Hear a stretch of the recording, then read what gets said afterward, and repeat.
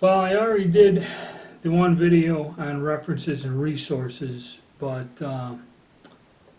when I was talking about generalization of guns, there are a couple other references that are useful that have nothing really to do with a specific type of firearm, but has to do with the ammunition. Another must-have reference, and this is for anybody, any type of gun collecting, even if you collect old antique guns, is Cartridges of the World.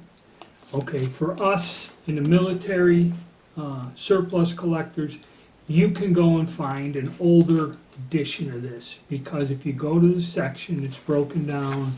There is a military cartridge section, there's an obsolete American, there's British, there's just tons of information, and it identifies and gives you a pretty basic explanation of the cartridge. You know, like 357 Magnum. We'll go over here. 7.62 by 53 Russian rim. It tells you a bit about the history of the cartridge there.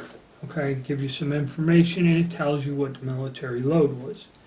But the important thing is what this book has in it, which is invaluable. Say you have some old military ammunition, you can't figure out what it is, because maybe it's just got some little letters or numbers, you can't identify it. In the back of this book, okay, has a complete table and chart system with the measurements to just about all of the cartridges in this book. Tells you the overall length of the cartridge, rim diameter, base diameter, all this other stuff. This thing is a must. If you collect military guns, you got to know what kind of ammo goes in there, or if you're buying guns and ammo, what kind of ammo are you buying? Okay, this is a good reference book, you know. And again, like I said, another one, kind of a must-have, Disassembly of military firearms. All right, you know, these two, if you're collecting Milsurplus, these two are kind of a must-have.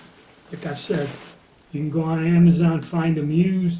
Cartridges of the World, you can get an older edition. This here, this is just a standard thing. I don't know if it's an older edition or not. The only difference with this, if you had a newer one, it'd have some civilian cartridges, or if the military's developing something new, it may be mentioned in there. But still, two books that I strongly advise if you get a chance. You can buy them used, you don't have to buy them new. Pick them up and use them. They'll help you out a lot.